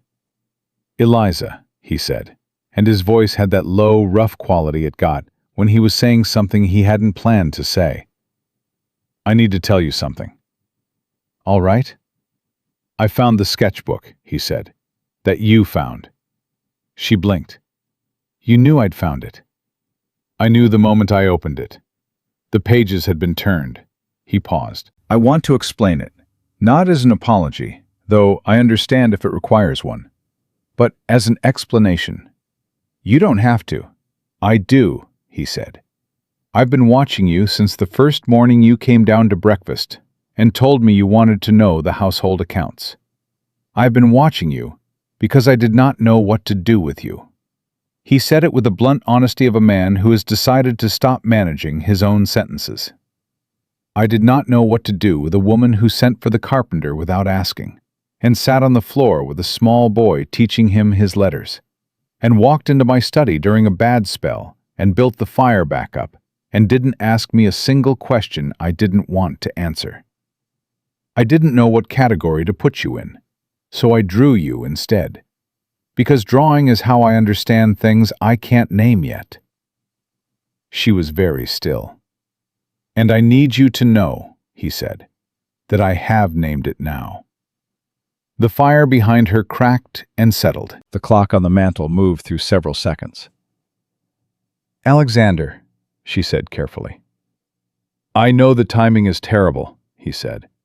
"I know there is a court date in Richmond and a lawyer named Hartfield and 6 weeks of work ahead of us. I know all of that.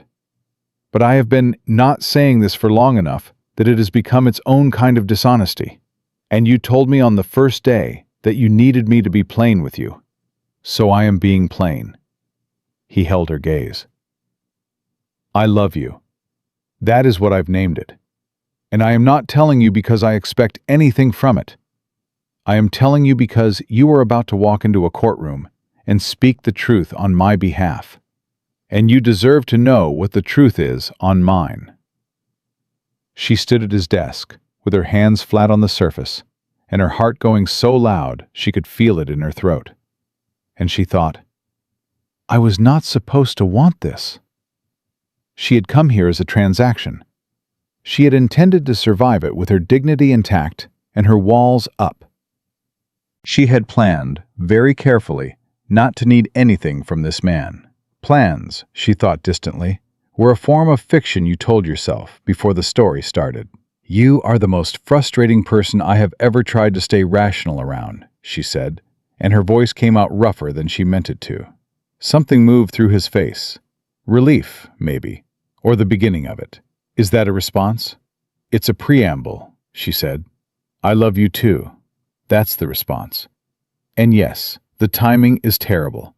And yes, there is a court in Richmond and a man named Hartfield, and none of that has changed. But you asked me to be honest, So I am being honest." She lifted her hands from the desk. "I love you. Now let's go deal with the lawyer." He looked at her for one more second. Just one. Just long enough that she could see something in him settle, the way a house settles when it stops being empty. And then he almost smiled. Not quite, but close enough that she felt it like sunlight through glass. "All right," he said. "Let's deal with the lawyer." The next 6 weeks were the hardest and the most clarifying of Eliza's life.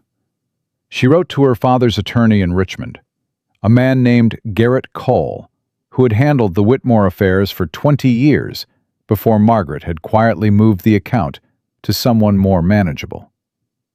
And Cole came to Blackwood Manor within the week, a small, dry-voiced man with the careful eyes of someone who had spent a career reading what people weren't saying.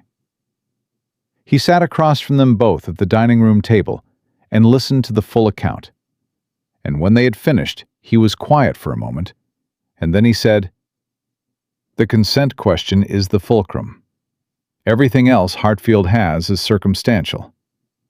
If we can establish that this marriage is now a genuine, functioning, mutually chosen union, the consent question at inception becomes legally moot." "How do we establish that?" Alexander asked. Cole looked at them both. "The way people have always established it," he said. "Evidence, testimony, and the fact that you're sitting across this table from each other with the same objective." He paused. "That last part is not nothing." He also told them something else, something that Eliza had not anticipated. Garrett Cole had done some investigating of his own before he came, because that was his habit with cases he expected to be complicated. And what he had found was that Edmund Hartfield's claim was not, at its root, a legal principle. It was a debt. Hartfield had borrowed against the expectation of the Blackwood estate, not legally, not formally, but in the way that certain men borrowed against expectations they were confident of, the way men had always gambled on futures that weren't quite theirs. "He needs the estate," Cole said flatly. "He doesn't want to win a legal argument. He needs the money. Which means if the legal argument fails, he has no fallback." Alexander was very still. "And if the legal argument fails cleanly, if the court finds against him, then his creditors know his collateral is gone," Cole said, "and his position becomes considerably more difficult." He picked up his pen.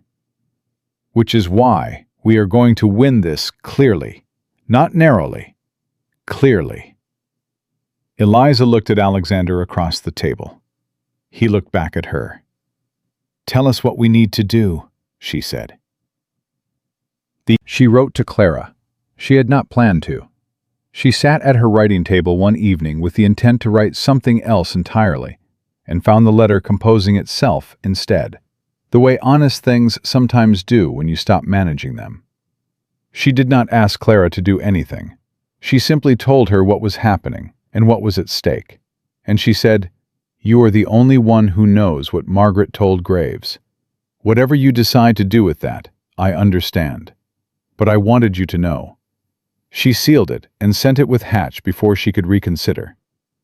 3 days later, Clara's reply arrived. It was short. The handwriting was Clara's, young, slightly uneven, the hand of someone still becoming herself. It said, "I have already written to Mr. Cole. I told him everything I know. I am sorry it took me this long to be of use to you." Eliza read it twice. Then she folded it carefully and kept it. The night before they left for Richmond, she couldn't sleep. She lay in the dark and ran through it all. The testimony, the documents, the careful architecture of the case Cole had built.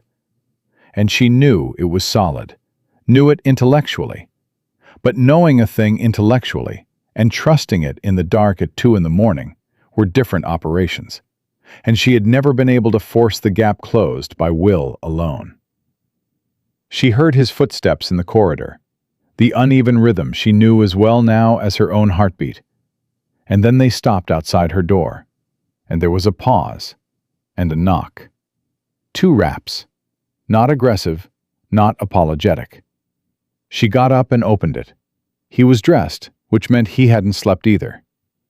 He looked at her and said nothing for a moment. Just looked, and she stood in the doorway in her robe and looked back. "I can't stay out of my own head tonight," he said. "Neither can I." He held out his hand, not reaching for her, just held it out, open, the way you offer something you're not sure will be taken. She looked at it for a moment, and then she put her hand in his, and he closed his fingers around hers, and they stood in the doorway of her room at 2 a.m, like 2 people who had found each other in a house neither of them had expected to call home. "We're going to be all right," she said, not because she was certain, because she had decided. "Yes," he said, not because he needed reassurance, because he believed her. They stood there a little longer, hand in hand in the quiet of the house, and then she said, "Go sleep, Alexander. We have a long drive tomorrow." And he almost smiled, close enough, and he pressed her hand once and let go, and walked back down the corridor. She went back to bed, and this time she slept. The Richmond court was not as large or as formal as Edmund Hartfield had clearly hoped. Cole had maneuvered with the precision of a man who had been doing this for 30 years. The venue, the judge, the framing of the proceedings. And when Eliza walked in on Alexander's arm and looked at the room, she saw Hartfield for the first time. He was perhaps 50, well-dressed in the way of men who needed to appear more secure than they were, with the tightly controlled expression of someone who had bet everything on a hand he was no longer sure of. He looked at her, and she looked at him, and she thought, "You don't know me. You never did. You thought you were contesting a transaction. You didn't know you were contesting a person." She sat beside Alexander at their table, and she put her hands flat on the surface, and she breathed. Cole was extraordinary. He presented the documentation with the quiet efficiency of someone laying out irrefutable geography. The correspondence, Clara's written testimony, the records of the household, the letters, the carpenter's bill, the account books, all of it building into a portrait of a marriage that had become, whatever its origins, undeniably real. And then Eliza was called to testify. She walked to the stand, and she stood up straight, and she did not look at Hartfield, and she did not look at his lawyers, and she did not look at Alexander. Because if she looked at Alexander, she would feel too much, and she needed to feel exactly the right amount. Hartfield's attorney was a man named Pierce, and he was good. She gave him that. He asked his questions carefully, building toward the consent question the way you build toward a corner you intend to trap someone in. "Mrs. Blackwood," he said finally, "on the day of your marriage, did you freely and fully consent to the union?" The room was completely quiet. She had thought about this question for 6 weeks. She had thought about every way to answer it, the careful answer, the strategic answer, the answer that protected the most and exposed the least. She had thought about all of them, and she had set them all aside, because she had promised herself in this courtroom she would tell the truth. "On the day of the ceremony," she said clearly, "I did not have full information about how the arrangement had been made. I had been told I was needed, not asked if I was willing. Those are different things, and I want the court to understand that difference." She paused. "But I also want the court to understand this. I am here today. I am here by choice. I have been in that house for nearly 3 months, and I have chosen every morning to stay in it, to manage it, to build something real inside it. If consent is the question, then my answer is that I consent now, fully and freely, with complete knowledge of what I am choosing. And that is not a transaction. That is a marriage." Pierce looked at her for a moment. She could see him recalculating. "But at the time of the ceremony," he began, "I have answered the question. she said quietly. "Would you like me to repeat it?" He tried 2 more approaches. She answered both of them with the same calm directness, and both times she felt the room shift slightly. The particular shift of a space where something has been said that cannot be unsaid. Cole did not ask her many questions on redirect. He only asked one. "Mrs. Blackwood," he said, "in your own words, are you here today to preserve an arrangement or to defend a marriage?" She looked at him. "To defend my marriage," she said. "There is no arrangement anymore. There hasn't been for a long time." The judge's ruling came the following morning, and it was as clear as Cole had promised.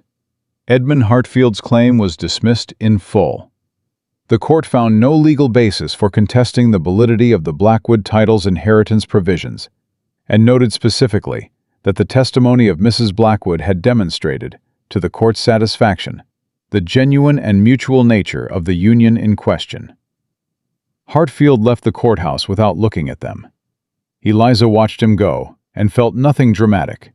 Not triumph exactly, just a clean, solid sense of a thing being finished. Alexander's hand found hers in the corridor outside. She looked up at him. "It's done," he said. "It's done," she agreed. He looked at her for a moment, that open, unguarded look that she had come to understand was the truest version of him, the one underneath all the careful control. "I want to take you somewhere tonight," he said. "There is a gathering at the Ashford house this evening. Dr. Ashford wrote to say they're celebrating the spring. I want to go." "You want to dance," she said, and she almost didn't believe it. "I want to try," he said, and there was something in it, the particular vulnerable honesty of a man who had been refusing the world for 4 years and had decided, deliberately, to stop. She squeezed his hand. "Then we'll go," she said.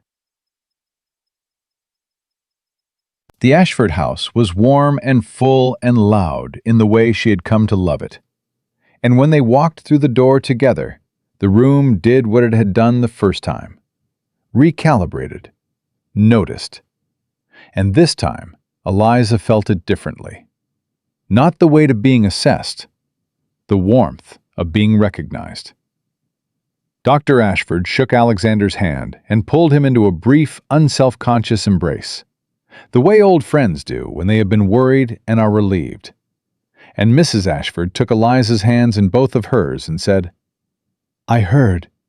Cole sent word. Well done, my dear. Well done." "We had good help," Eliza said. "You had yourself," Mrs. Ashford said firmly. "Don't minimize it." Mrs. Caldwell was there too, and she crossed the room to Eliza with a different expression than the one she had worn the first time. Less measured, less performing, something more like genuine recognition. "Mrs. Blackwood," she said, "I heard what you said in that courtroom." "Did you?" Eliza said. "Word travels," Mrs. Caldwell said. "It was... what you said was..." She stopped, and for a moment she was not the polished, careful woman of their first meeting, but someone simpler underneath it. Someone who had loved a friend and grieved her, and was trying to find her way to something new. "Catherine would have liked you," she said quietly. "I think she would have liked you very much." Eliza felt the words land with a weight she hadn't expected. She looked at Mrs. Caldwell for a moment, at the genuine, unguarded thing behind her eyes. "Thank you," she said. "That means something." Mrs. Caldwell nodded once and moved away, and Eliza stood for a moment with that gift in her hands, the unexpected one, the kind you can't plan for. Alexander appeared at her side. "Ready?" he said. She looked at him. "For what?" He held out his hand. The music had started, something slow, deliberate, manageable. He was looking at her with that almost smile, the one she had been collecting since the beginning, the one that was worth more to her than a full smile on any other face. "I told you," he said. "I want to try." She put her hand in his. He was not graceful. He had told her that honestly. His leg made certain things cost more than they should, and she could feel the extra effort in the way he held himself, the careful management of each step. But he did not stop. He did not withdraw. He moved through the dance with the same deliberate, unflinching will she had watched him bring to everything. And she matched him, not compensating for him, not covering for him, but moving with him, the way two people move when they have learned the shape of each other. People watched.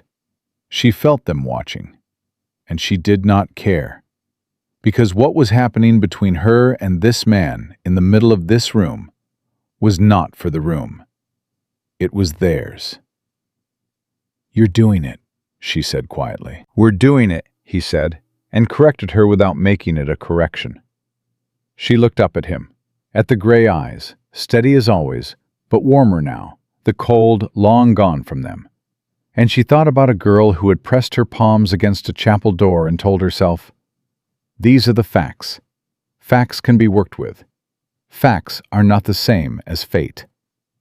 She had been right about that in the end, just not in the way she had imagined. The facts had been a cold house and a quiet man, and a marriage neither of them had asked for. And what they had done with those facts, slowly, stubbornly, honestly, day by day, was build something that no lawyer and no court and no letter from Margaret Whitmore could unmake. When the music ended, Alexander held her hand a moment longer than the dance required, and then he raised it, briefly, and pressed it to his lips. Not a formal gesture, not a performance for the room, just a quiet, private thing. The kind you do when words aren't enough, and you know the person you're doing it for will understand. She understood. She had not been given a life worth living. She had not been rescued by this marriage, or saved by this man, or delivered from one story into a better one. She had walked through the worst of it with her hands flat against the wall, and her voice steady, and her eyes open. And she had built, piece by piece, day by day, one honest conversation at a time, exactly the life she intended to have. And that, she knew, was the only kind worth keeping.